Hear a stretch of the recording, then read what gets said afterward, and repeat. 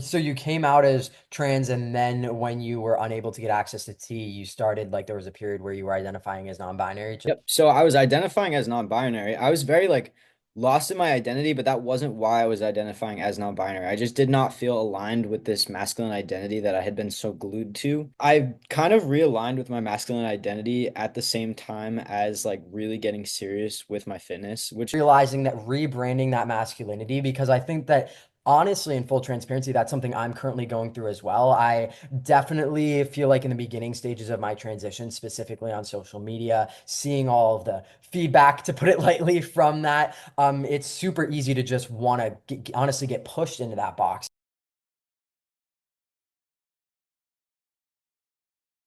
What is up, guys? Welcome back to episode 2 of the Masculinity Made podcast. Here we have a very, very special guest on today's episode here, and we're trying to get this going on a more regular basis. So if you guys would want to like this video, subscribe to the channel, turn on your post notifications so you can see more of us, more of the coaches, and more of even some special guests we might have on the future here. But regardless of that, I am beyond stoked for the call and the person we have on today. Here we have our head coach at Masculinity Made, Jack, on the podcast with us today. Jack, if you want to go ahead and introduce yourself, we'd love to hear a little bit about you. What's going on, guys? I'm Jack. I'm 25. I'm pretty recently joining Masculinity Made. So I joined in October of this year. It's currently April. So we're really into the beginning of our journey here together. But we really have a lot of big things planned for the upcoming years and months. So I'm super excited to be here. I'm happy to be on the team and I'm happy to share a little bit about myself with you all today. Hell yeah, dude. Awesome. So we got a lot of cool things we kind of want to touch on today, but as always, as we kind of get the coaches on the podcast here, I kind of just want to hear a little bit more about Jack's personal story, and I'm sure you guys do too. Similar to our my conversation with Pete, me and Jack kind of grew up and transitioned in different eras of, just this world and a lot of stuff like that. So I think there's a lot of cool conversation that could come from this. So Jack, I know super broad question to start out, but if you wouldn't mind kind of just walking us through your journey, figuring yourself out and your transition, we'd love to kind of hear a little bit about that. Yeah, absolutely. I mean, it was kind of really all over the place. Definitely, like there were so many different phases of it. I like to joke around and say like I've been pretty much every one of the acronyms of LGBT. So, Mhm. it's funny like just being around the block at that point and like early on, I really didn't think very much about gender. I really started in a place where my thoughts were kind of in like a masculine headspace, but I wasn't thinking about like who I was. I was so young. I really, had always kind of viewed myself in a masculine perspective.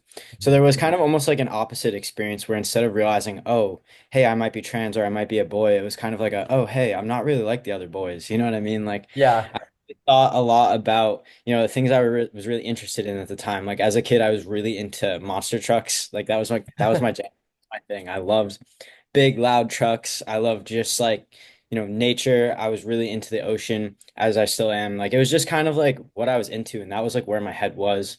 And Uh-huh. as I started realizing like where I fit in with other people was kind of what made me realize I was trans and how I interacted with other boys and how I interacted with like girls at that age. Like it was just kind of like, I don't really feel like I quite belong in either one of these groups. Yeah. So growing up in that experience was pretty isolating, but I still had like a really good time like through it. Like I still found a lot of like great moments in that. Hmm. It wasn't until I got older till I started really experiencing a little more of like the discomfort side of being trans and starting to like realize that dysphoria. And as I got to that age where it started becoming a little more prominent, it started becoming something I tried to voice a little bit more through my clothing, through my representation of myself. And it wasn't really something that was well received from my family at all. I grew up in a very strict household. It's a military farmer household. My parents are both farmers on both sides. Yeah. My dad military and my mom is a bodybuilder. So like there was very much like a lot of discipline in that house. Yeah. And my mom has always been very supportive of me. My mom's been somebody she's my rock. She's been my like day one since the beginning. Hmm. But my dad was a lot more, I will say he didn't understand as well. And I also have a brother as well who was not he struggled to receive it, I guess. Uh-huh. Okay. And if you don't mind me asking, Jack, how old were you when you kind of started experiencing that discomfort and started voicing it a little more? Like, was this early teens, late teens? It was like early teens. I would say it was probably around like 13, 14. I started to kind of just like voice this a little bit, but it wasn't something I was very openly about and being like, hey, I'm trans because I knew how that would be received. So Yeah. I was kind of just like kind of experimenting with my masculinity a little bit at that age. I played lacrosse. I was really into lacrosse all through high school. And I tried to join the boys lacrosse team my junior year, and that just did not go over well. Mhm. So that's where it kind of like there was a lot of just like pushing through a lot of the early transition things. It was just kind of like waiting and being like, okay, like one day I'll transition. And I kind of had this perspective that eventually I was just gonna have to like leave everything and everyone and transition and like live in hiding and have nobody knew that I am a man now. And Mhm. I just really believed that was how people transitioned, was that like you just had to leave and like leave your old life behind and nobody's gonna know. It's a big secret. Yeah. So I lived a lot of my early transition in a place of shame, in a place of just really trying to hide myself. Mhm. But that did grow a type of resilience and like a type of like just feeling towards myself now that I'm really proud of, because like knowing that you can overcome that shame and you don't have to stay in that place, and it's not really where trans people live, because at that age I thought that all trans people felt that way and lived their life and there was no way to like be trans and open and proud of it. Mhm. I just thought it was something that we were supposed to be ashamed of.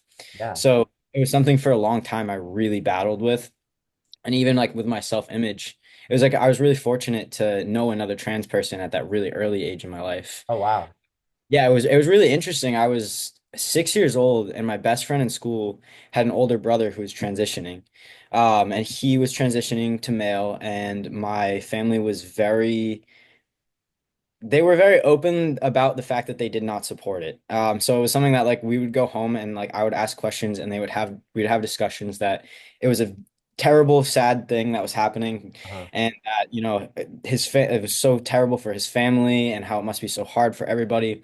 Mhm. So it was something that like I grew up with those internalized feelings of like when I transitioned, that would be how my family would feel, and I already Of knew right course. off the bat that it I would be. mean, yeah, it's such a young age too. That's like extremely impactful. And I remember you posted a video about that a few days ago, and I thought that was super interesting as well. Because I was gonna ask, like, growing up in maybe a more conservative, rural town or whatever the case may be, did you even really know what being trans was up until you met that person, or was it like something that was pretty apparent in your lifestyle, or was this something that you kind of had to like learn through experience? Like, was that something that you really knew growing up or not really? Unfortunately, I learned through MTV what being what being trans was. So that's why I kind of had the belief that most trans people up and left their life and they, transitioned and they had like a female past that nobody in their new life knew about. It was really funny because I saw there was like this MTV special, and like it really impacted the way that I saw trans people and trans relationships, because it was clearly like a skit. It like wasn't it, there's no way this was actually somebody's story, and I've tried Yeah. to find this to like debunk this in my brain. But this video was like this trans guy who was fully passing, fully masculine. He had his life, he had a family, he had a wife and kids. And in the MTV skit, the wife did not know that he was a trans man. She did not know about his female past. Yeah. So the skit was about her finding out and like learning all this and being like, I can't believe like there was this like dishonest secret. And like so I believed like that was where I learned about it originally. Yeah. So that was, and like I remember watching this as a kid and being like, oh my God, this is gonna happen to me. Yeah. No, So I totally get that because I think that the way like your first initial experiences with like understanding like what trans is and what that looks like is so impactful because I remember something similar. Like I saw like a YouTube skit from like this I don't know if it was MTV or like I think it was like a Lifetime, TV show. It was called like I Am Jazz, and it was about like a trans girl with like a very similar thing. It was kind of like keeping up with the Kardashians, but the girl is trans sort of thing, like very reality TV-esque. And I think that it's so interesting that it's like, growing up to think that it's like so cut and dry, like this is my female life and now I'm moving into my male life. And I think similar to you and I, our journeys were the opposite of that. It was very like step by step by step in term, at least for me, like figuring that out as well. So I'd love to kind of hear a little bit more about what those steps looked like, how, and I'm sure the mental work it took to break through, growing up, with those stigmas around the trans experience and all of that. Walk me through like what your timeline was working through that and like taking those steps towards, your true identity. yeah, absolutely. So I mean, the beginning stages of it definitely didn't happen from a place of self-love. Like that was the really like hard band-aid to rip off there, was in the beginning, it was a place of like, I can't take hiding anymore. I can't take this anymore. It's like I felt like I was pretending. I would go to school and all my friends would call me he, him pronouns. Like I went by he, him pronouns. I hadn't changed my name yet. Mhm. So I just was kind of like stuck in this in between for so long. Or it felt like, you know what's funny is it actually felt like so long. But looking back on it, it was probably only like a year, maybe a little over that. And like, but at that age, and I think so many of like our viewers probably really relate to this, it just feels like such a long time where you're just Yeah, in limbo. You're just waiting. You're just like, oh my God, like when am I gonna be able to actually transition and like be myself? But like it's hard to like throw that part away and just be like, hey, like this actually is part of the transition. Like that yeah, part where you feel waiting, it's like you're already in it. It's already started. yeah. So like that was like a big majority of what felt like I was waiting to transition when I already was. Hmm, hmm. So through that phase, that was like a big part of it where I was really just battling with myself. I had a lot of just like I would say like some negative influences who are also trans people who like, kind of perpetuated that negativity Hmm. that I felt about myself because they also felt that way. So, it Like really an took internalized sense, you mean? Like, hmm, yeah. Like a lot of the trans people I hung out with early in my transition just had a lot of internalized transphobia hmm. that was, started as self-hate, but it kind of reflected outward. So, Yeah, that really affected my perspective because it was just so early on to everything. And those were my first influences of, other trans people that I knew directly and I could talk to. So it was 100%. really hard for me to like break out of that. And it took a lot of just learning things the hard way. It just took like a lot of just like realizing that like, hey, if I sit here and feel negative about myself, I'm only gonna feel worse. And just sitting in that terrible feeling in that kind of like depressed state for a long time before you realize it's just like, hey, like we don't have to do this. Like it doesn't Yeah, have you know what I mean? So it was definitely not like a quick process. It took a lot of just like sitting with myself and yeah. like realize, hey, a lot of this negativity that I'm dealing with right now is something that I'm just doing to myself.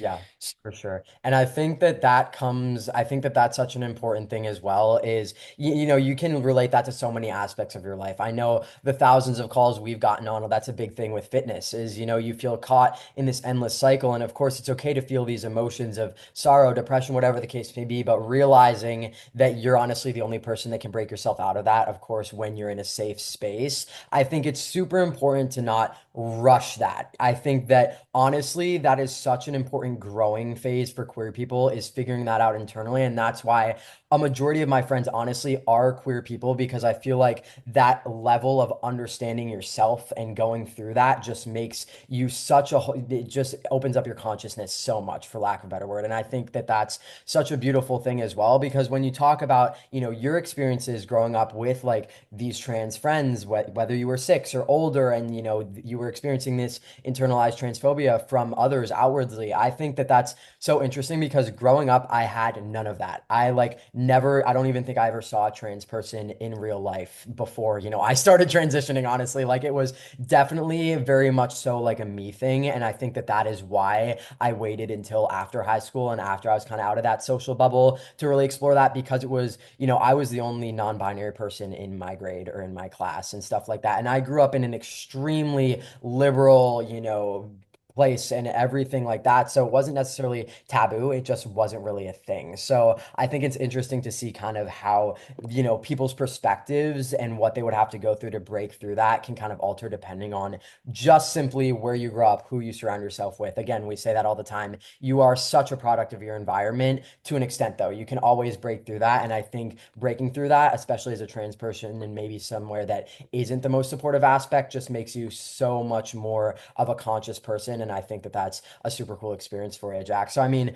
I guess a follow-up question with that, how you got through that mentally, you kind of explained, hey, you just realize you're the only person that's going to be able to take that step, of course. So, talk to me a little bit about what those steps really looked like once you kind of got through the mental turmoil of it all. Yeah, I think like just like the clear linear picture of like what I thought transitioning was my motivation to get through it. Mhm. So I really wanted to get on T and get top surgery and do all of those things. But I also realized because there wasn't anyone around me who was going to help me. There wasn't anyone around me who, also wanted that for me. I did have some support within my friends, but as far as like the immediate people around me and my family and the people who, could help me with those things were not going to. So I realized that like if I just sit here and am sad about this and I just stay negative about this, nothing is going to change. Mhm. So it was that change that was the step that pushed me into the direction of changing my mindset.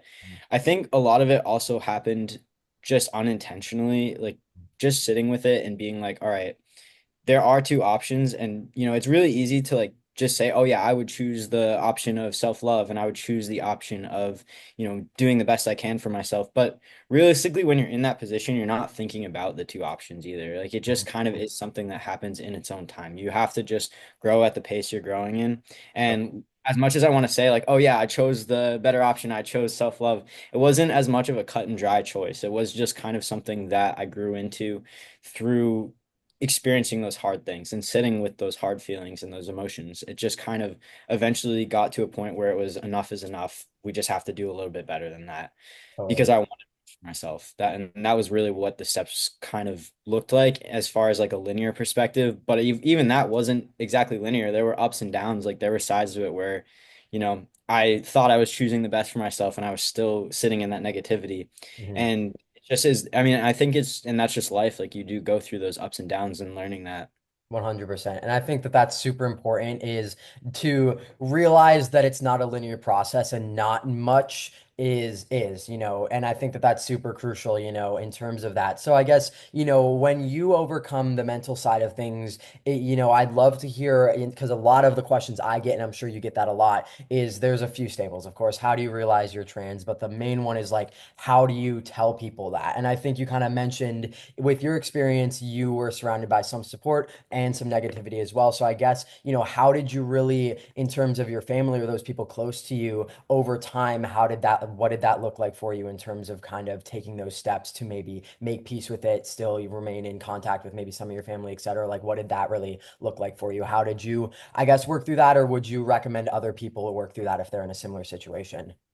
Yeah, I mean, I'd say at the end of the day, what's important is what you're comfortable with and like going at your own pace. Because like there were times where I almost felt pressured to just tell people because I would get asked questions like, "Oh, are you trying to be a dude?" Things like that.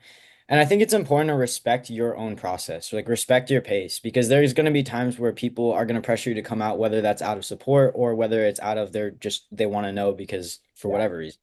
Hmm. So, I mean, like for me, protecting my peace was a big part of it. I had to like, come out very incrementally. Like I came out to the people I trusted, and because other people's input meant a lot more to me at that time. If somebody said, "Oh, well, I'm never gonna think of you as a dude," back then it probably would have really stung. But like right now, I wouldn't really care, So Yeah. like I was really in a place of protecting my own peace.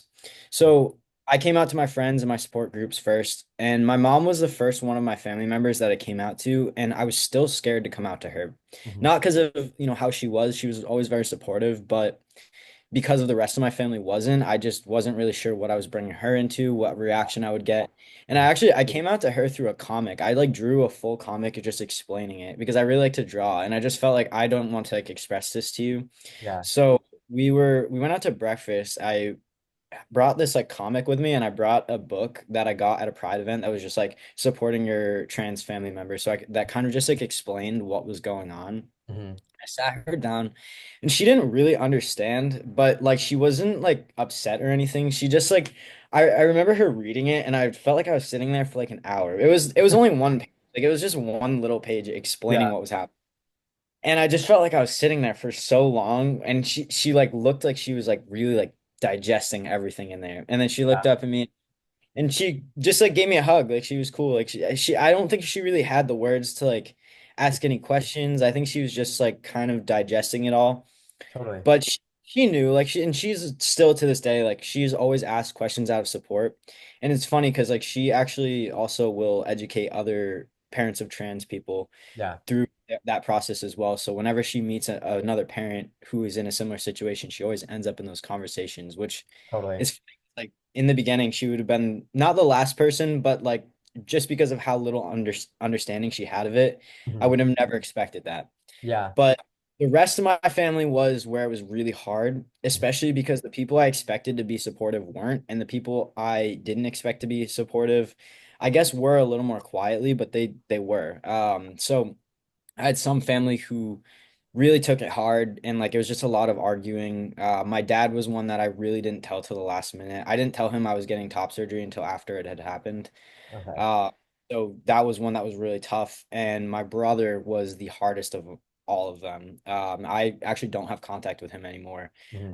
because of all of it. But I mean, he really took it hard and just does not understand. And so, that's the other side of it is like you do have to put yourself first. Like it's gonna hurt sometimes, and there's gonna be people who you might not expect to be in your corner who are, but Yeah, then like the people that you might expect to ride with you might not be there. But at the end of the day, like if you have you and you have your authentic version of yourself, that's like the best thing you can get out of it because I'd rather have myself and my authentic version than anyone else. So like that's really what I ended up taking from that.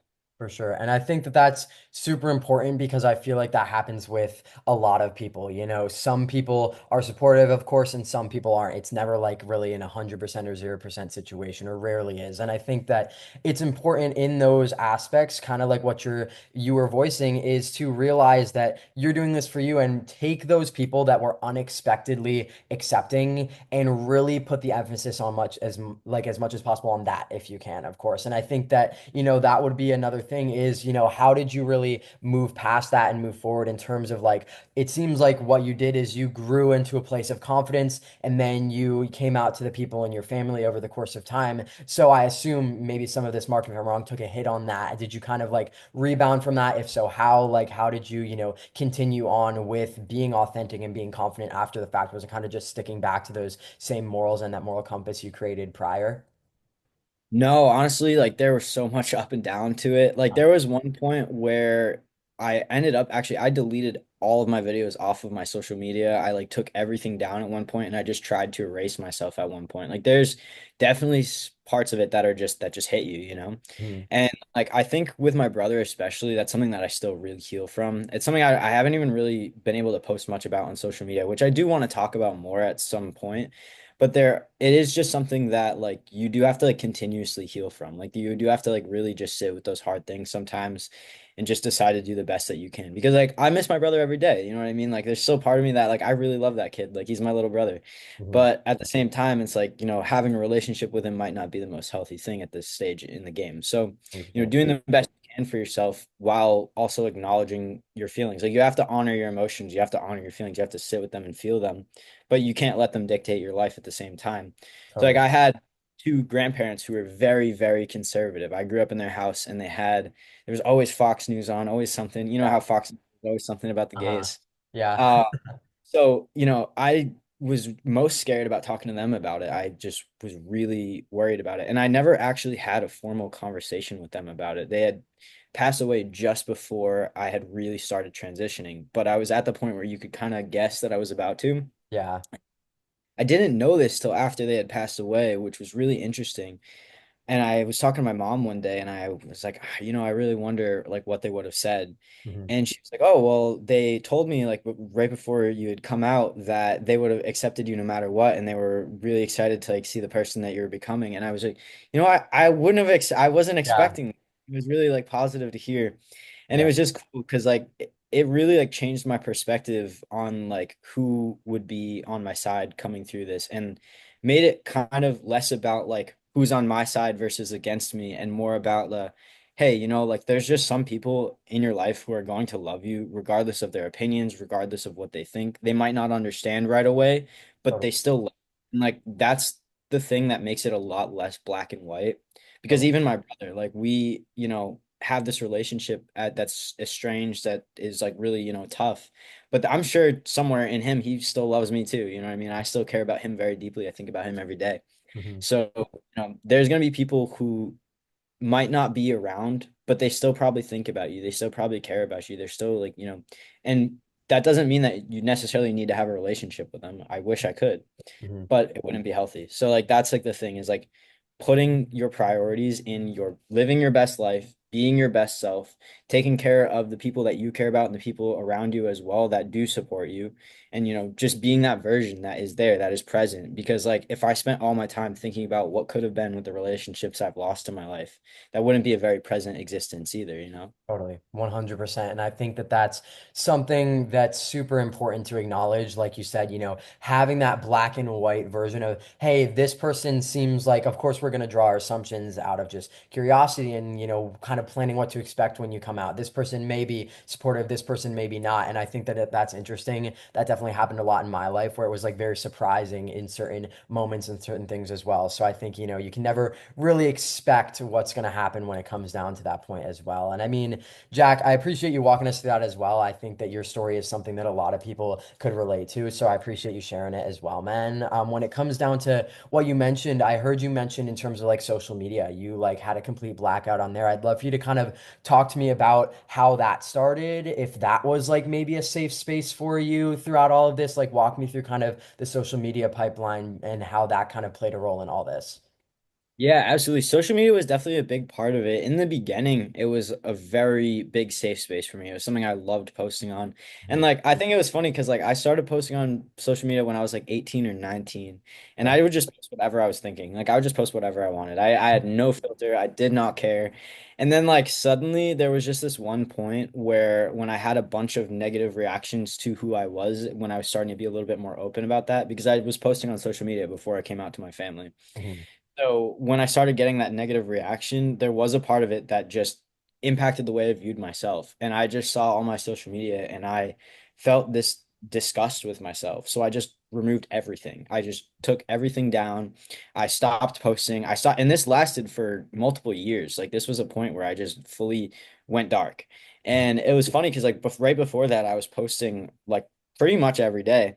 So Mhm. it was very sudden, and I feel a level of guilt about this still because I do find that like sometimes I will pop back up on somebody's feed and somebody will send me a DM or a comment and they'll be like, "Oh my God, I'm so glad you're okay. Like you just stopped posting one day." And so I do feel a level of guilt for that. I know I shouldn't, but at the same time, it's like I do feel some level of responsibility with these platforms and with this content to just kind of, you know, let people have some degree of an idea of like what's going on transparently. Totally. Because there's a lot of like social media content that is just you get a glimpse of it, you get like a highlight reel.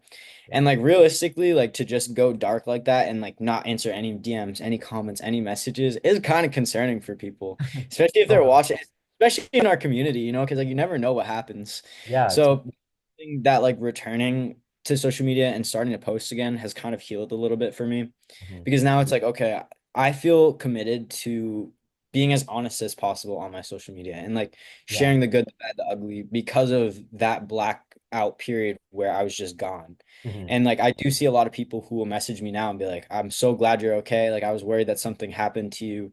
And some of the messages are like, hey, I haven't seen you on here in so long. I'm so glad to see your content again, which Mhm. is really eye-opening for me because at that time when I removed myself from all the social media, I had felt like I was doing everybody else a favor. I had felt like, oh, this is arrogant for me to be posting. I don't want to, be showing my face like this. Why would anyone want to see me? And why would I be putting my face up here every day? Mhm. But realistically, a lot of the messages I received after that point were about, hey, I'm so happy to see your content again. This really helped me through a time in my life when I was dealing with being trans. And it's funny because it was about 4 years ago, almost five now, where I was regularly posting. So a lot of the people who I was impacting at that time were a bit younger.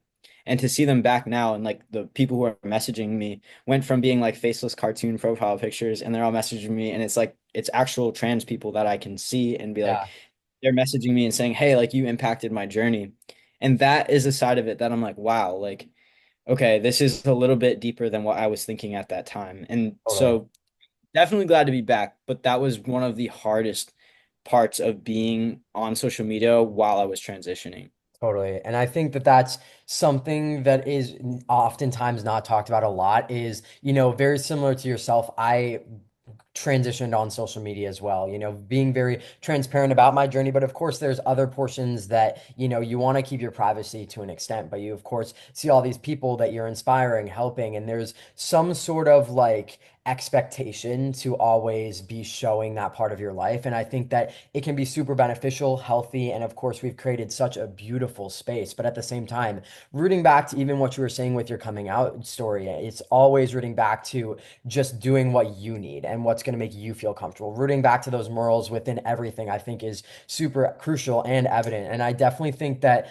social media for me, maybe for you as well, was such one of the only spaces where I actually saw like people being openly, authentically trans. Like on social media, I very well could have scrolled past your videos when I was realizing, I was trans at that point and being like, hey, this is inspiring or whatever the case may be, or other creators back, when I wasn't posting on social media, because I think we kind of like maybe right when you stopped posting is when I kind of started doing so. So we're kind of on different timelines of it as well. And I think that that's such a big thing is people, trans people, queer people, if they do not have that in-person support, like those friends, family, whatever the case may be, I always, always advise safely, of course, and of course, if you're over the age of 18 for safety reasons as well, to utilize social media as a place to build that community, whether it is just having mutuals on TikTok, anything like that. I've seen so many people that that is their safe space and that is their people. So I think that with what we do and just anyone, utilizing social media to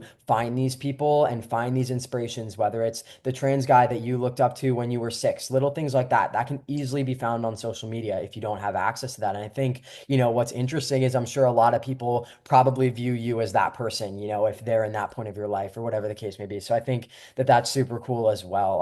When you're kind of talking, Jack, about that, blackout period within social media, what kind of leveraged you to come back to everything and start posting again? What was the shift that kind of made you, feel ready to, start posting again and put yourself out there? I think like realizing that taking it all down was coming from a place of shame rather than from a place of this is the privacy and space I needed. And I think like anyone coming into social media too, and if you're gonna start posting and if you're gonna start sharing your story, if you ever get to a place of like I want to take everything down, I want to remove myself from this, is really starting to evaluate, am I taking everything down out of a place of shame or am I taking this down because I genuinely want the privacy? Because had I just genuinely been looking for privacy, I would have had really less of an issue with the guilt on the side of taking everything down. But because I took it down out of a place of shame, out of a place of wanting to like blend in and like, not exist, that's where I feel the guilt about it. And it's not even about the guilt from my audience, it's also a guilt to myself because I did myself a disservice there, I erased myself essentially. Mhm. And what I erased myself for was really not worth it because I went on to, I worked in a corporate company and I was stealth at this company. And I was there for about 2 years.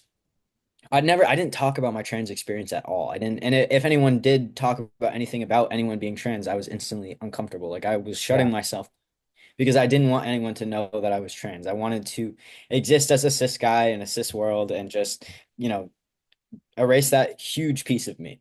So living that way was just very un it was just inauthentic. Like it was just very hard to exist like that. And I thought I was doing it. I did it. I transitioned. I really thought that like I won there, Mhm. for a few years. But I think like as I got older and I just experienced other things, I realized that this transness is super important. It's a beautiful piece of me and it's important to exist in because Love that. in the early stages of my transition, the goal was to transition to a cis guy. Yeah. I didn't think there'd be a point where I would be really happy about being trans like I am now. Totally. And I think that that's super cool as well because when you're saying, you were stealth at your last job and now comparative to what we're doing now, that is like complete night and day. So I'd love to hear a little bit more about your thought process, of course, reaching out. It seems like when you came back into social media, it was from, of course, a queer perspective, but also a fitness perspective as well. And when you and I were in contact, that was very much the conversation that we had when we started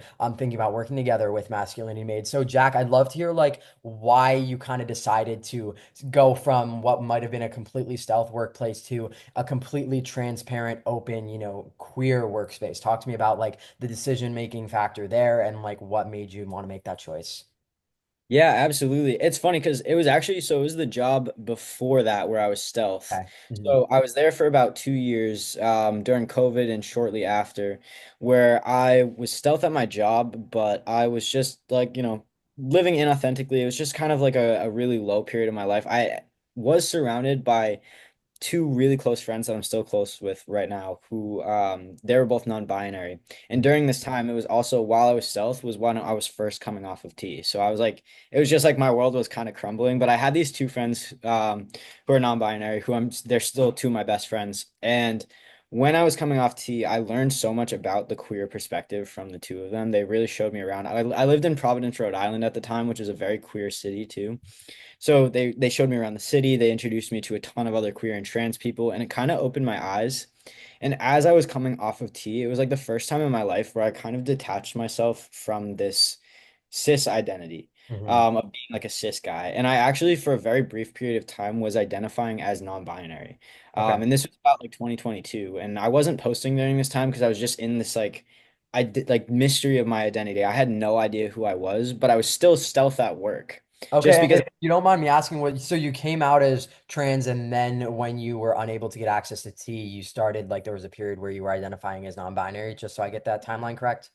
Yep. So I was identifying as non-binary. I was very like lost in my identity, but that wasn't why I was identifying as non-binary. I just did not feel aligned with this masculine identity that I had been so glued to Hmm. because for the first time in my life, I felt like I didn't want to be a cis guy anymore. I actually like I was surrounded by queer people. I was surrounded by non-binary people, and I just wanted to be like this version of myself that just existed, like just not really thinking about my gender.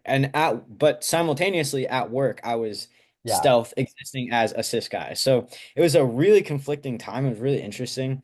But I was going by he, they pronouns at the time. I was just kind of like experiencing myself for the first time really ever. I was not terribly far from my family, but far enough away that I just didn't have their input at all. I really like was just kind of doing my own thing. Yeah. And it was nice. It was like a really refreshing experience to go through. Awesome. But I kind of realigned with my masculine identity at the same time as like really getting serious with my fitness, which is like funny because it wasn't testosterone that brought me back to that identity of myself. It was my fitness where I really started taking it seriously again. Started being like, okay, like I don't feel like any particular version of myself. I don't really feel like myself. I just feel a little bit lost right now.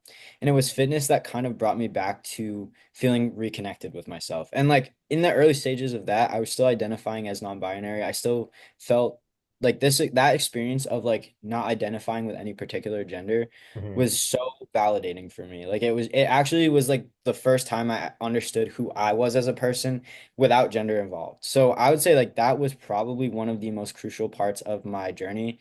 And like it was cool because like I was friends with people who were all non-binary in different ways than me. Yeah. Uh, so I just experienced like so much that just had nothing to do with gender, but also had like some degree to do with gender.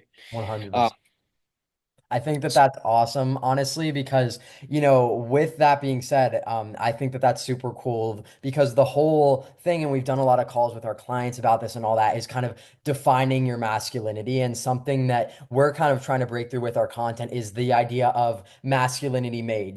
Some people, from first glance might perceive that to be, oh, we're trying to fit into that cis het box and stereotype or whatever the case may be. And I think that that's super cool because, of course, if you're in the program experiencing that, you know that that's definitely not the case. But also from a sense of, your personal experience is realizing that rebranding that masculinity, because I think that honestly, in full transparency, that's something I'm currently going through as well. I definitely feel like in the beginning stages of my transition, specifically on social media, seeing all of the feedback, to put it lightly, from that, it's super easy to just want to honestly get pushed into that box. And especially me being younger as well, it was very easy for me to be swayed that way as well. And I think that rebranding that masculinity, meaning being masculine, does not mean you have to work out. It does not mean being confident or the clothes you wear. It can mean wearing what you want, being kind, grateful, present. Like it does not have to be this box. And I think a big thing that you and I and all the coaches try to promote here is when we bring someone into Masculinity Made, or they're working on their identity and figuring out what they identify as and what that means to them, it's a blank sheet of paper. There's no things you have to check off on that box. And I think that that's super cool from your experiences. That's why we love having you on the mindset side of things, because from that personal perspective, I think that that input is honestly huge. So I'd love to kind of hear a little bit more about how you rebranded that idea of masculinity. It seems like you went from like wanting to be that cis guy that you kind of grew up thinking that trans experience was, then to kind of just being fluid, floating around in whatever gender identity means and figuring that out throughout your friends, your experiences. Over time, what did it look like in terms of you rebranding your masculinity and then in turn working that into, your job and your life and all that as well? It was funny because I kind of just like eased back into it. It wasn't ever like a, oh, okay, yeah, no, I'm good. I'm gonna use he, him pronouns again. Like it kind of just like I slowly started aligning more with a masculine identity because it was my own version of a masculine identity. I kind of like unaligned myself from it because I felt like this cis version no longer aligns with who I want to be. Yeah. So when I started to realize that I didn't align with the cis version of myself and that cis guy I wanted to be, it was like a full 180 because I didn't have the tools to like really understand what that meant. So I was Mhm. just like, oh, okay, this means that I must be non-binary, you know? And I did really identify in that place of like I don't want to have a gender right now. And I also did identify a little bit in that place with the feminine side of myself because I feel like as trans men, a lot of the times we erase that femininity. We erase the version of ourselves that we were. It's like that girl is gone. But at Mhm. the same time, it's like that's still a version of you. You got to honor that. You know what I mean? Like it's gonna create a wound if you fully just erase yourself. And like that experience is super important. So like now I try to do more to honor myself as like a as my younger self and like rather than be like, oh, she doesn't exist. I hate that version. You're saying you hate a version of yourself and that like stings. So I try to do more to like honor the part of myself that would have been a girl that still has like I'm because I'm sure like a lot of trans men might relate to this like there's some like feminine experiences that we enjoyed and Mhm. like I try to honor those things as well now too. Totally. It's funny like I actually made a playlist for the stair stepper and it's just called my dead name, like it's literally just my dead name is the name of the playlist because like I just feel like that's my bad bitch alter ego, you know what I mean? When I I'm on love the it. stairmaster, I'm her. I love that. That's super fucking funny. I think that that's honestly something that I honestly do a lot with my friends too. Like, I mean, of course, to an extent, like if people are uncomfortable with their dead name, of course, mine is extremely apparent on my social medias and it was, and that's not something that I mind. Like, I remember I was in the city with my best friends who honestly, when I decided to change my name, they were the ones that helped me make that push. I was like, hey, I know I want to try Grayson, but I'm honestly so scared. I remember with my girlfriend, I would be like, hey, try calling me Grayson. And then like when she was about to say it in a sentence, I'd be like, actually, don't do that. I'm not ready yet. And it was a thing where I remember we were just done lifting and my friend, his name's Ali, we put our hands in the middle and he was like, we're just going to try it for a day. Like no pressure. If you hate it, we'll stop. If you're uncomfortable, we'll stop on three. And we put our hands in the middle and he was like, Grayson on three. It was one of like the coolest moments in my transition. And I think that now looking back at it, like you said, like embracing that femininity, like sometimes just like mess around, like we're at Taco Bell and I'll put my name as my dead name and they'll call it out and I'll be like, that's me, like as a joke, kind of like embracing the experience because I think that that's something a lot of people deal with being trans, like that imposter syndrome sense or whatever you want to call it, is there's certain things that, a lot of us still do value, like being, a twin, for example, and having an identical twin in my experience where we were both girls growing up, sharing those identities of, trying on our first dresses or whatever that looks like. And that's an experience with probably arguably one of the people I'm the most close with in my life, my twin, something that I sometimes miss and grieve. Of course, we're still extremely close, but it's just different now. And that's not necessarily a bad thing or, the experience you have in like a friend group of girls or something like that. I know in my high school experience, that was what I was surrounded by, and I think that that's something that it's okay to grieve certain aspects of you pre-transition, your femininity and embracing that and realizing that that's okay does not make you any less trans. I think that that's like a super important thing to note. So I love that you mentioned that as well. I mean, I think that that's such an important thing that being trans, whatever level of dysphoria or whatever timeline you experience, doesn't make you any less of it. And I think that, you see a lot on social media, people talking about, the intense side of things when that's extreme intense dysphoria, whatever the case may be. And of course, that is very real and things that happen. But a lot of the times that can be very oversaturated on social media, which is why within my content, I try to bring more of the positive side of things into it. You can experience that severe dysphoria, but if you don't, and if you're just like uncomfortable and feel like you would maybe live a better, more fulfilled life as a man, you are just as trans as the person on the other side. And I think that that's definitely a really important thing as well. In terms of what we were speaking about with, defining your masculinity, embracing your femininity, I think that that's definitely super important here as well. And one of the last things I kind of want to touch on is in terms of Masculinity Made and us working together in the program. Jack is, of course, the head coach in our program. For all of you guys that don't know, he really helps me a lot on the back end with building out these resources and doing all of that as well. So I'd kind of love to hear how your own personal experiences have kind of helped you become a better coach, of course, fitness wise, but also on the mindset side of things, because I think that's where you really take the reins in our program. Talk to me about your experience with Masculinity Made, if that's helped you learn anything about your experience or others. Yeah, absolutely. It's really funny because especially in the community side of things, a lot of times people will talk about how much it's helped them and they'll be like, "Oh, wow, I've learned so much in the community of this program." But I think it's something that's really easy to overlook is that community also really helps our coaches. Mhm. Especially like I feel like just waking up every day and talking to trans people and queer people every single day has made me so much more confident and I just feel so much stronger in this identity now as well.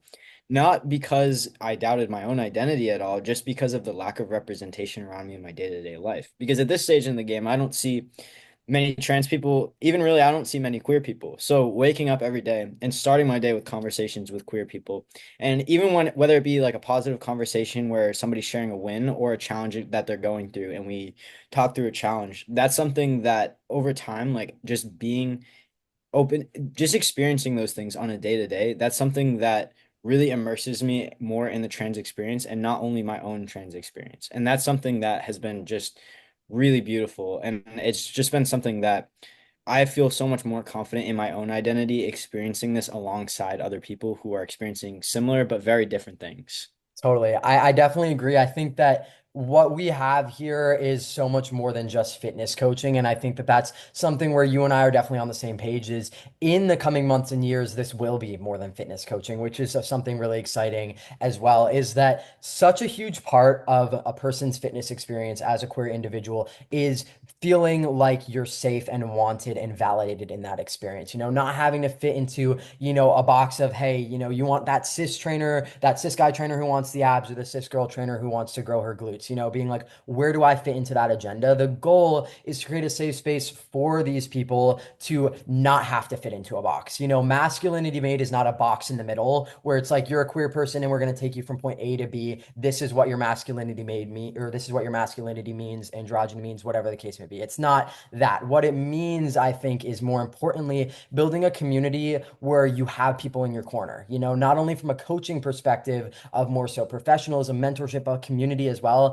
It's by far, I think, from what our clients have informed us, the most important part in this is just having people to speak to that not only come from a place of support, but understanding. I think both are vital and pivotal in a person's experience, but understanding is something that is so evident here. Having coaches, of course, to understand you, but also people on the same step as you on your journey. Because if you're looking at your coach and you're like, okay, of course we're a little bit farther up on our journey than others, but being able to see, okay, there's hundreds of other people earlier on their journey, right where I'm at, a little bit farther along. It just gives you a sense of what's possible. And I think as a queer person looking to use fitness to build a body that affirms their identity, that's oftentimes so hard to find. Okay, is this possible? What's possible? The goal here is to make a space where people feel it is, because as you and I both agree, mindset is like such a huge part of that. And I mean, Jack, one more thing I would want to ask you as well is like in terms of all of this, and of course, being a prominently fitness related brand, where did fitness really step in for you in terms of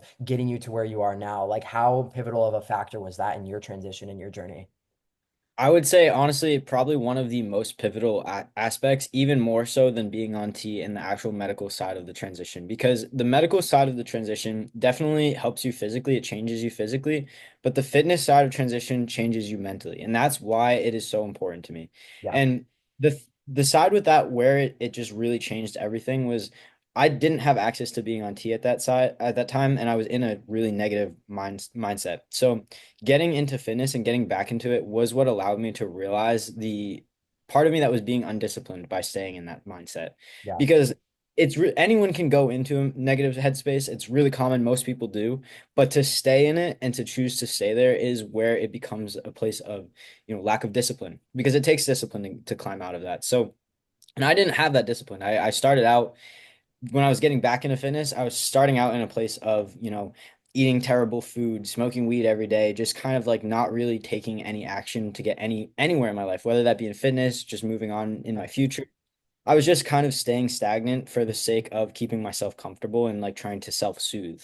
Mhm. So fitness was the thing I did to make myself uncomfortable. It was the thing I did to push myself. Right. So in doing so, I had a lot of mental like realizations, a lot of breakthroughs that just allowed me to be like, hey, I don't know if I even really like need to. Obviously, I want it. I want to get back on it, but I mean, I can do this. Like, and it gave me this sense of capability that I was not able to get through anything else. And it was that like proving to myself through physical evidence that gave me the confidence. So I would say, especially for people who are feeling like they can't do it or they're feeling like, they don't have the tools to succeed, just start taking little steps to prove to yourself that you can because you can. Like, and it is a matter of just like believing that and just starting to do it and showing yourself that you can.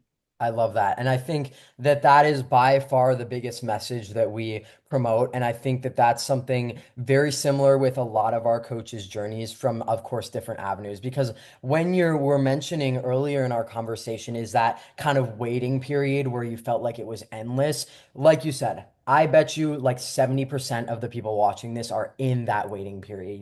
Maybe even, some people are, but don't realize it, myself included, who knows? Like, whatever that looks like, I think that it's super important to realize that in that waiting period, when you have those negative feelings, in order to dig yourself out of that place or even prevent it, fitness can be a catalyst used in that place.